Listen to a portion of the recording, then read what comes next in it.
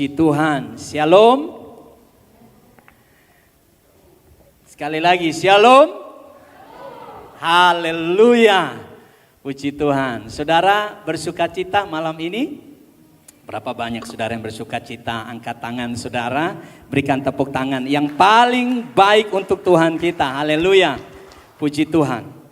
Saya percaya saudara semua sehat. Dan hari ini kita bersama-sama beribadah di bulan yang baru, di minggu pertama bulan Oktober ini.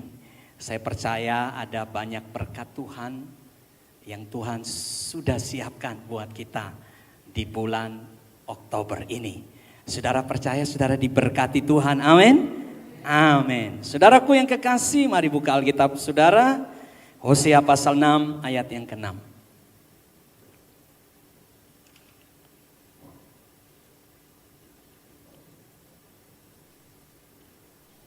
Firman Tuhan berkata kepada kita, Hosea pasal 6 ayat 6.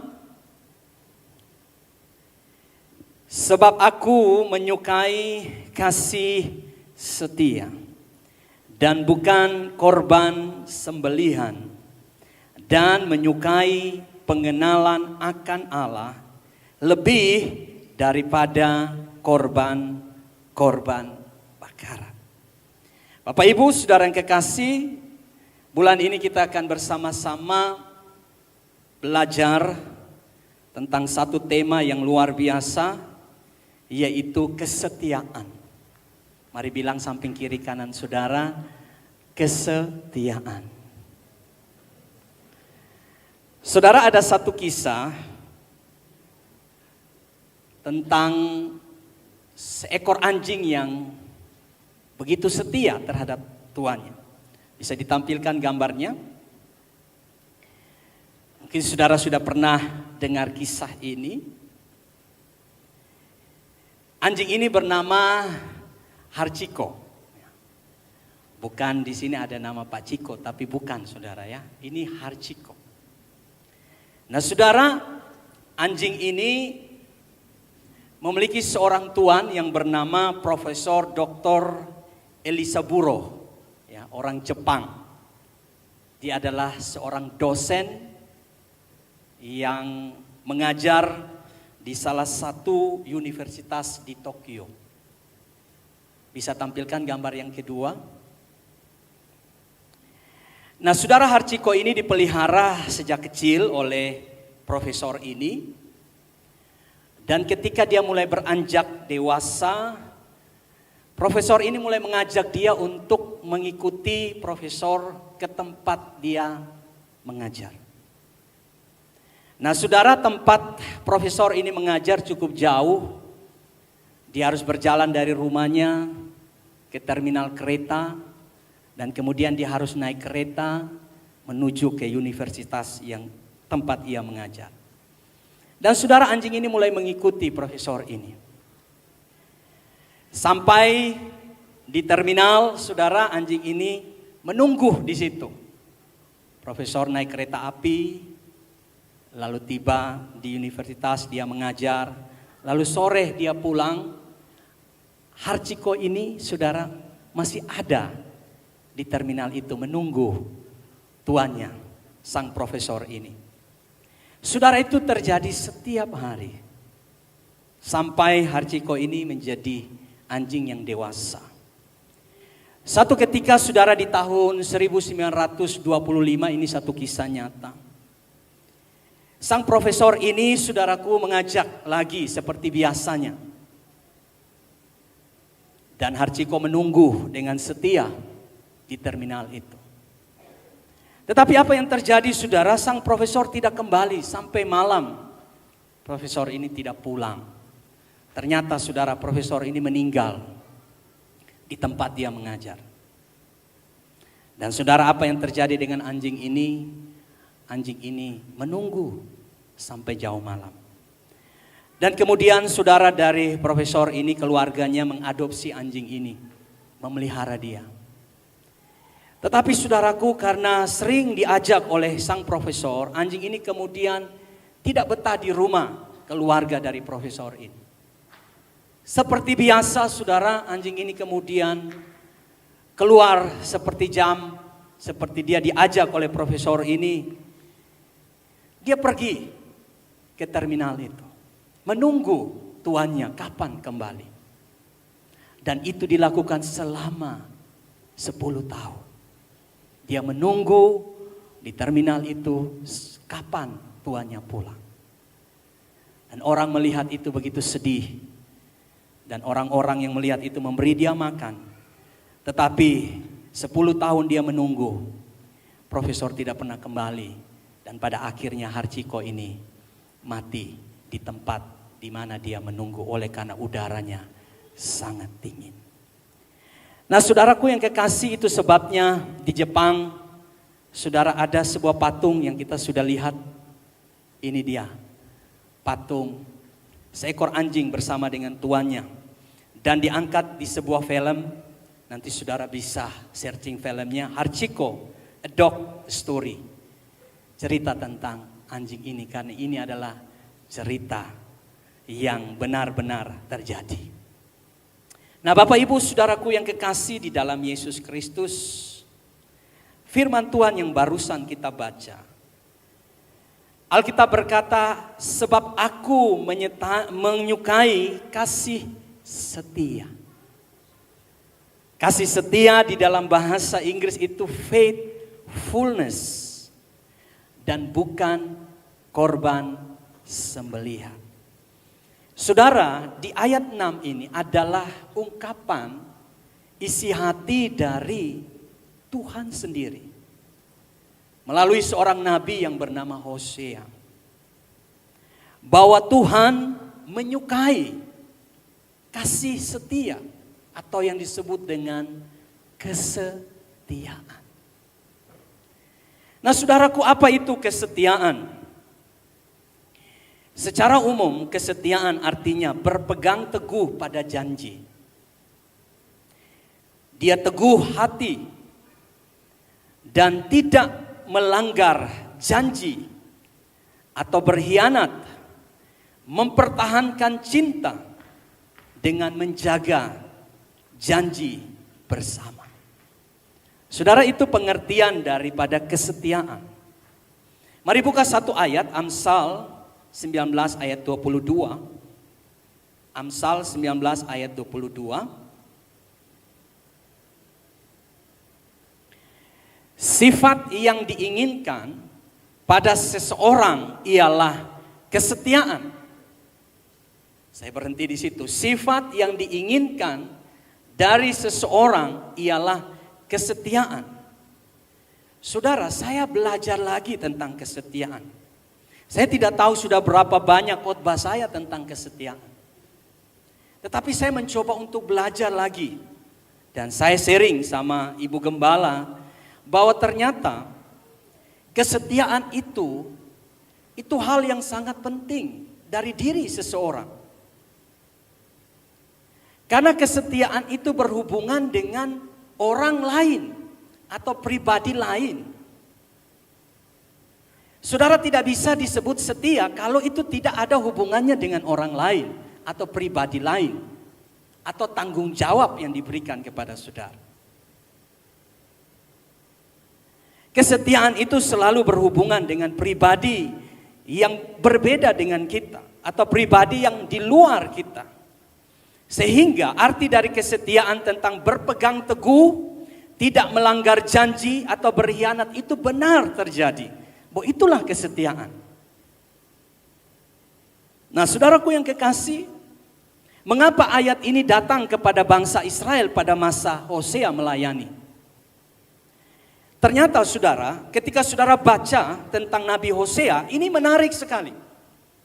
Satu-satunya nabi yang dalam kehidupannya itu kontras dipakai oleh Tuhan. Mengapa saya katakan kontras? Karena pada masa itu bangsa Israel tidak lagi setia kepada Tuhan. Mereka berkhianat, mereka mengingkari janjinya kepada Tuhan. Dalam bahasa Alkitab, saudara, lebih sadis lagi, mereka berzinah. Artinya mereka tidak setia dengan pasangan mereka yang pada waktu mereka keluar dari Mesir. Mereka bersundal, mereka berzina dengan pasangan yang lain.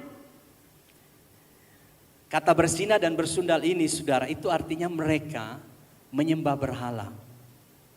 Mereka tidak lagi menyembah Tuhan, tidak setia kepada Tuhan. Mereka menyembah dewa-dewa, kekejian yang dibenci Tuhan. Itu sebabnya saudara Hosea, saudara lihat seorang Hosea, seorang nabi, itu dipanggil oleh Tuhan untuk menikah dengan seorang perempuan sundal yang bernama Gomer. Saudara bisa bayangkan, seorang nabi, saudara kalau belajar tentang nabi, ya saya diizinkan Tuhan untuk mengajar beberapa waktu yang lalu tentang perjanjian lama, pengantar perjanjian lama dan teologi perjanjian lama. Saya mengerti tentang arti nabi. Nabi itu berbeda dengan imam. Gembala itu imam. Imam, saudaraku yang kekasih, itu memimpin umat kepada Tuhan. Imam itu mewakili umat kepada Tuhan. Sedangkan nabi itu mewakili Tuhan kepada umat. Jadi saudara perhatikan bersama-sama bahwa nabi itu tidak bisa hidup di dalam kerajaan. Nabi tidak bisa hidup dalam sebuah komunitas. Mengapa? Karena nabi itu dikhususkan oleh Tuhan. Dia tidak bisa terkontaminasi oleh kehidupan dunia. Itu sebabnya suara nabi itu suara Tuhan. Dan kalau dia berbicara, dia tidak takut terhadap raja. Dia tidak takut terhadap imam-imam. Dia tidak takut terhadap bangsa yang ia sedang nubuatkan sesuatu. Karena dia saudara, mewakili Tuhan kepada umat Tuhan. Sehingga dia benar-benar menjaga hidup yang kudus. Sedangkan imam hidup di dalam kerajaan. Dia bisa berkompromi dengan raja, saudara. Dia bisa hidup di dalam suap menyuap, dia bisa hidup di dalam ketidakkudusan. Tetapi nabi itu berbeda. Nah saudaraku, seorang nabi dipanggil Tuhan untuk menikah. Saudara lihat, untuk mengambil perempuan sundal yang bernama Gomer. Tuhan bilang begini kepada Hosea, Hosea, pergilah ambil perempuan sundal itu yang bernama Gomer, nikahi dia dan lahirkanlah anak-anak sundal. Saudara, saya pikir ini sudah terlalu luar biasa, saudara. Hidup Hosea dipakai Tuhan, keluarga Hosea dipakai Tuhan untuk menggambarkan ketidaksetiaan bangsa Israel dan menggambarkan bagaimana kasih Tuhan mengasihi bangsa Israel yang tidak setia kepada Tuhan. Saudara, luar biasa. Itu sebabnya hari ini saudara kita akan belajar sebenarnya apa itu kesetiaan. Saya mulai dari satu hal yang sederhana. Pernahkah saudara membuat janji kepada seseorang? Yang pacaran-pacaran pernah buat janji kan? Halo anak-anak muda, sudah senyum-senyum? Pernah. Anak-anak pernah buat janji gak sama orang tua? Pernah? Pernah. Orang tua pernah buat janji sama anak-anak? Pernah? Pernah. Semua pernah buat janji. Pertanyaan saya yang terakhir, pernahkah saudara buat janji dengan Tuhan?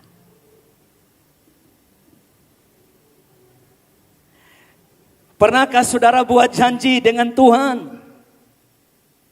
Saya percaya saudara pernah lakukan itu. Ketika suatu saat saudara dijamah Tuhan. Ketika Tuhan datang dengan kasih-Nya dan berkata, aku mengasihimu.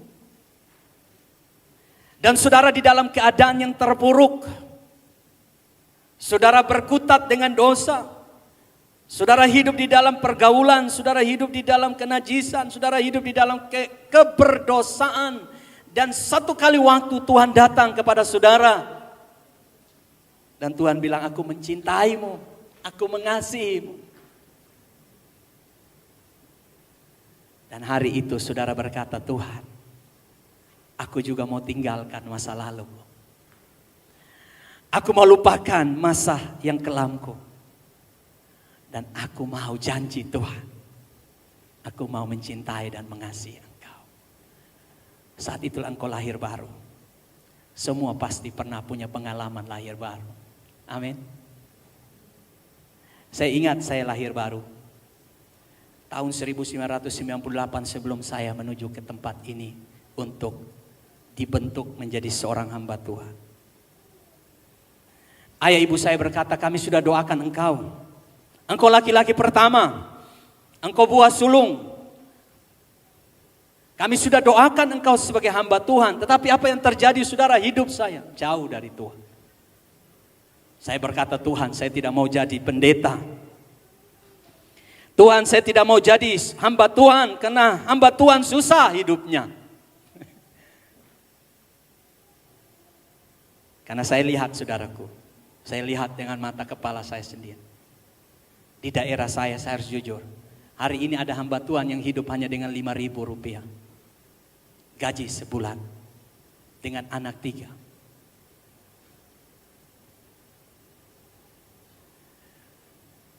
Sampai akhirnya saudara, saya harus dibawa Tuhan. Masuk di bawah kolong PT-PT. Ketika orang tua bilang kepada saya bahwa siapkan hatimu, engkau berangkat ke ujung pandang. Waktu itu masih ujung pandang. Untuk kuliah hamba Tuhan, saya bilang tidak. Saya tidak mau. Saya mau jadi polisi. Polisi kalau di Kupang saudara, itu ditakut. Kalau polisi sudah turun, walaupun pangkatnya masih merah saudara, itu orang pada takut. Saya tidak mau. Tuhan bilang keras ini anak ya, keras. Dia tidak tahu tangisan orang tua, makanya orang tua kalau anak nakal, doakan dia. Ada proses Tuhan buat dia. Jangan saudara bingung. Doa orang benar bila dengan yakin doakan apa saudaraku besar. Doa ayah ibu saya itu membawa saya di bawah PT-PT. Diseret 5 meter saudara punya kekasih. Saya sadar saya ada di bawah kolong PT-PT. Untung di bawah kolong PT-PT, bukan di dalam perut ikan saudara. Seperti Yunus. Saudara lihat muka saya ini muka seorang yang polos saudara. Tapi saya terhadap komitmen saya sebenarnya saya tidak mau jadi penonton. Tuhan harus bentuk saya dengan keras saudara. Kalau anak-anak yang tidak taat kepada Tuhan dan suka memberontak kepada Tuhan, kalau Tuhan sayang dia, Tuhan proses dia secara keras. Itu sebabnya banyak orang Kristen yang diproses Tuhan keras. Itu karena Tuhan sayang kepada dia. Kalau saudara dibawa ke padang gurun, alami proses Tuhan yang keras, Tuhan sayang saudara. Amin. Izinkan hatimu diproses. Waktu saya sadar saudara, di bawah kolong saya bilang, ya Tuhan, saya siap jadi hamba. Saya keluar saudara dari kolong. Teman saya saudaraku itu terlempar karena saya bawa motor. Robek kakinya saudara. Hari itu saya bilang kepada orang tua, saya siap jadi hamba Tuhan. Dan saya janji sama Tuhan, Tuhan, dulu saya merokok, dulu saya minum, dulu saya nakal suka berkelahi, dulu saya melawan orang tua, saya berhenti hari itu.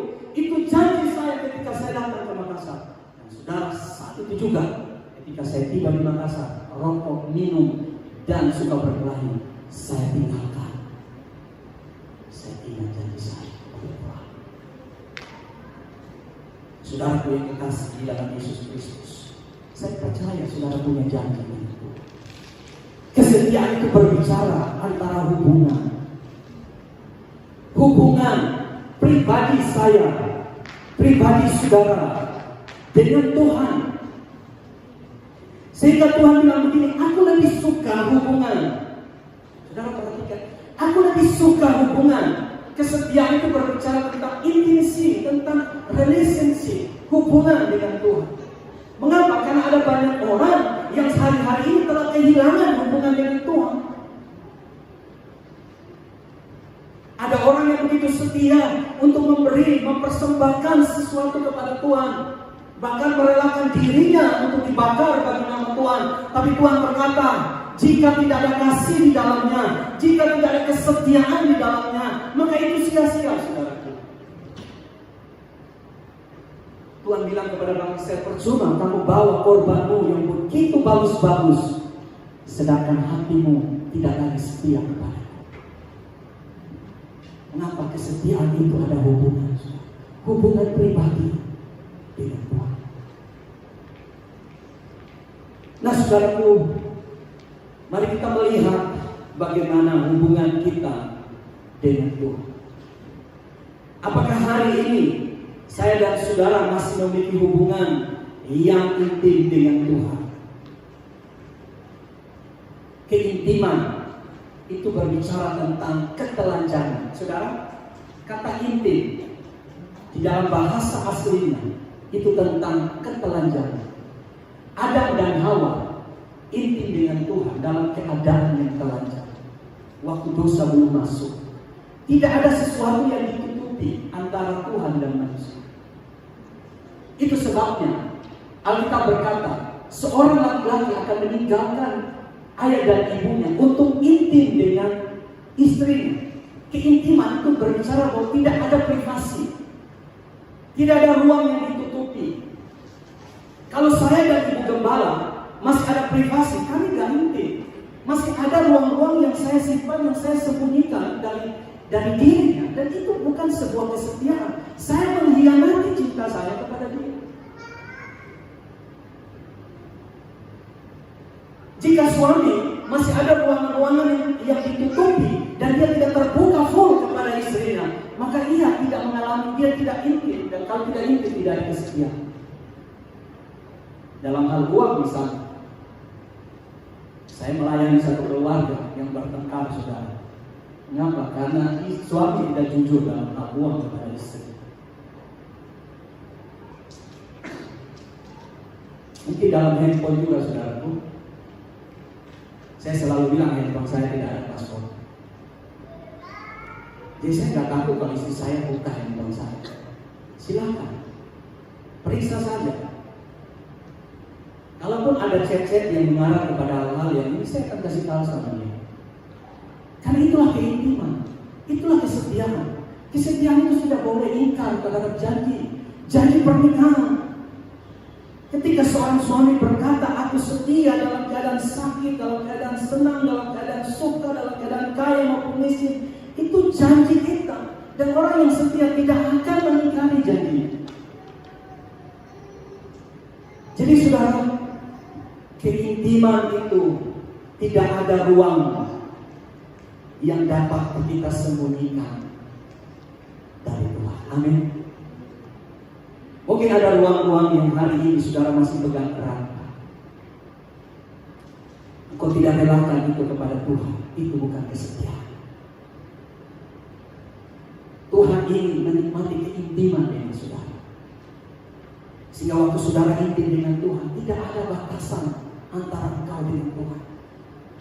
Baik dalam hal apapun, engkau begitu polos dan tulus di hadapan Tuhan. Tuhan, ini saya. Tidak ada yang saya sembunyikan dari Tuhan. Banyak orang percaya, saudara, anak-anak Tuhan yang gagal dekat dengan Tuhan karena masih ada ruang yang dia sembunyikan, dia simpan, dia tutup, dia kunci Tuhan. Ruang apa? Itu saudara yang tahu. Kita pribadi yang tahu. Mungkin itu dosa kita, saudaraku. Mungkin ada hal-hal yang kita tidak bisa serahkan kepada Tuhan. Kita takut kalau kita serahkan kepada Tuhan, maka kita tidak bisa buat apa-apa. Kita merasa bahwa Tuhan akan mengambil semua. Saudara, Tuhan tidak jahat kepada kita. Amin. Tuhan tidak pernah mengambil sesuatu yang lebih dari apa yang dia butuhkan dalam hidupnya. Itu sebabnya Tuhan bilang, aku punya semuanya. Aku punya harta, aku punya kehormatan, aku punya pujian, aku punya pengagungan. Tuhan tidak kurangi sesuatu, tetapi yang dia butuhkan bukan itu. Dia butuh setia. Setia dengan Tuhan. Ingat janji saudara. Setia dengan Tuhan. Nah mari saudara lihat ketika saudara setia. Ini yang harus kita lakukan. Ayat 3 dari pasal 6. Hosea pasal 6 ayat 3.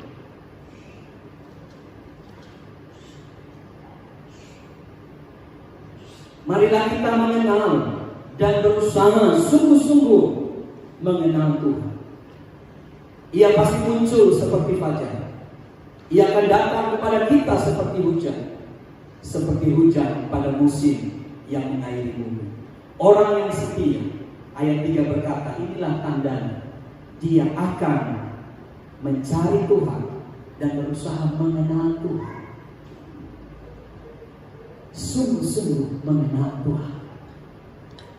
Saudara, kalau saudara dapat orang yang sungguh-sungguh mencintai saudara dan tidak pernah mengecewakan saudara, dia baik kepada saudara, dia care kepada saudara, dan dia tidak pernah satupun menyakiti hati saudara, saya percaya saudara akan loyal kepada dia dan setia kepada dia. Amin. Pertanyaannya, banyak orang tidak setia kepada Tuhan karena tidak kenal itu Tuhan, tidak tahu siapa Tuhan. Banyak orang tidak mengasihi Tuhan dan tidak setia kepada Tuhan, saudaraku, karena dia tidak kenal Tuhan. Makanya saya mulai rubah mindset saya. Ada orang yang tidak mau datang beribadah, ada orang yang tidak mau melayani Tuhan. Satu saja, dia belum mengenal Tuhan dengan baik. Kalau kita sudah mengenal Tuhan dengan baik dan saudara tahu dia siapa, setiap tarikan nafas saudara, dia kasih buat saudara. Dia rela kirim anaknya mati buat saya dan saudara. Dia ampuni dosa kita. Ketika kita turn around, kita berbalik dari dia, berjalan di jalan kita, dia selalu menunggu kita. Dan dia berkata, kapan anakku kembali? Dan waktu kita kembali, saudaraku, dia tidak pernah berkata, engkau bau amis, engkau kotor, engkau najis, engkau pergi manis. Tidak, saudara. Dia berlari dan dia memeluk saya dan saudara. Dan kadang-kadang kita minta sesuatu di tangan Tuhan, Tuhan bilang tidak. Aku tidak kasih yang ini. Saudara, Tuhan sedang menyiapkan yang lebih besar. Tapi kadang-kadang kita tidak dapat apa yang kita ingini. Kita mulai komplain dengan Tuhan. Tuhan, saya kecil. Tuhan, saya sudah minta Tuhan. Tuhan tidak kasih. Engkau jahat Tuhan. Engkau tidak peduli. Tuhan bilang, aku sedang menyiapkan sesuatu yang terbaik buatmu, sabarnya. Tuhan sedang melatih iman saudara, kesabaran saudara. Tapi kadang-kadang kita tidak sabar. Kalau saudara kenal siapa Tuhan, yang setiap hari membangunkan saudara, menjaga saudara 24 jam, memberkati apa yang saudara kerjakan, mengangkat saudara dari orang biasa menjadi orang yang luar biasa. Tuhan memberkati anak-anak saudara dengan hikmat, mereka berhasil. Kalau saudara kenal Tuhan seperti itu, maka kita tidak akan pernah mengkhianati dia. Ketika saudara kenal orang yang mencintai saudara, saudara akan tetap setia kepada dia. Amin, saudara. Itu sebabnya Tuhan bilang, mari anak-anak Tuhan, kita mengasihi dia, kita mengenal dia. Dan saudara, orang yang haus, orang yang rindu mengenal Tuhan, Tuhan bilang, iya, Tuhan pasti akan muncul seperti fajar. Ini berkat dari kesetiaan.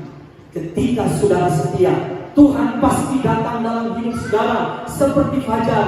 Setiap pagi fajar itu akan muncul, membawa terang dalam kehidupan saudara. Kegelapan dalam hidup saudara akan sirna.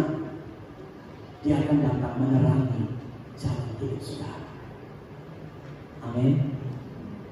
Kegelapan itu akan pergi. Ia pasti muncul seperti hujan, saudara, yang kering. Hujan itu turun membasahi tanah yang kering, menumbuhkan biji-bijian yang jatuh ke tanah, menghijaukan. Tuhan itu akan datang seperti hujan, membasahi kehidupan saudara dengan sukacita, membasahi hidup saudara dengan damai dan ketenangan. Saudara akan merasakan ketenangan yang melampaui setiap ketakutan, setiap saudara, keadaan-keadaan yang luar biasa menakutkan yang ada di sekeliling saudara. Saudara akan dibanjiri dengan cintanya dan kasihnya.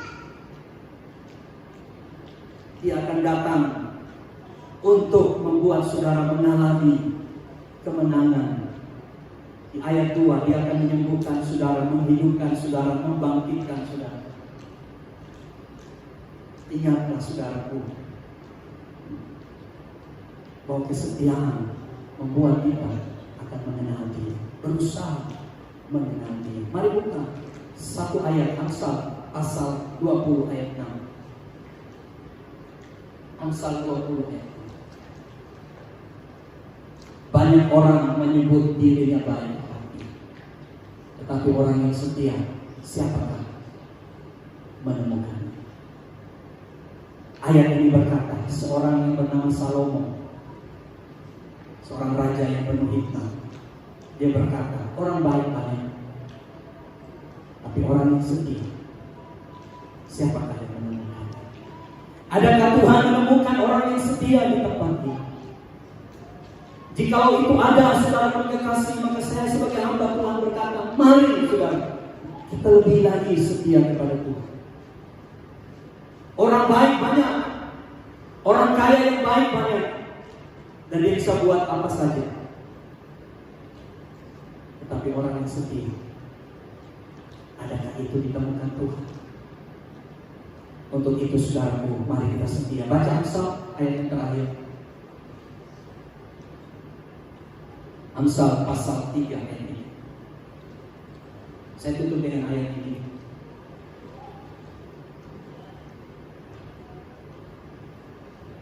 Janganlah kiranya kasih dan setia meninggalkan engkau. Kalungkanlah itu pada lehermu, tuliskanlah itu pada wajahmu. Jangan kiranya kesetiaan itu meninggalkan engkau. Saudara, ini ayat luar biasa. Jangan biarkan kesetiaan itu meninggalkan saudara. Setia kepada Tuhan. Orang mau lihat, orang tidak lihat. Orang memberikan apresiasi, tidak memberikan apresiasi. Saudara sudah banyak menabur, tapi tidak ada penghargaan. Saudara sudah setia, tapi mungkin belum ada jalan keluar. Tetaplah setia. Jangan biarkan kesetiaan itu meninggalkan saudara. Kalungkanlah itu di leher saudara, dan tuliskan itu dalam loh hati saudara. Amin. Agar kemanapun saudara pergi, saudara didapati Tuhan setia. Amin. Biarlah kesetiaan itu menjadi bahagia kita. Amin. Mari kita